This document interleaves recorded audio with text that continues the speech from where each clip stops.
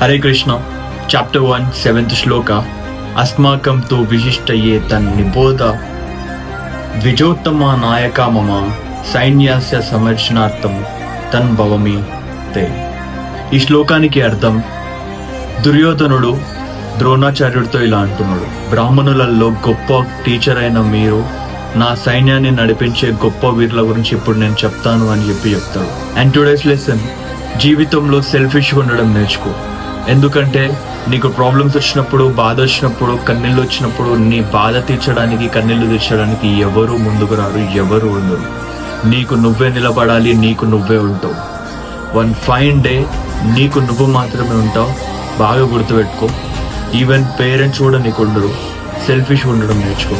కానీ ఇంకొక main important thing, ఎవరైతే అవసరంలో ఉన్నారో, ఎవరికైతే మన నీడ్ ఉందో వాళ్ళకి సహాయం చేయడం మన బాధ్యత. Like poor people, homeless people, food లేక బాధపడుతున్న వాళ్ళకి ఖచ్చితంగా మనం హెల్ప్ చేయాలి. ఇది ఒకటి గుర్తుపెట్టుకోండి. అండ్ జీవితంలో సెల్ఫిష్గా మాత్రమే ఉన్నాం. జై Shrikrishna. Signing off. This is your Mickey.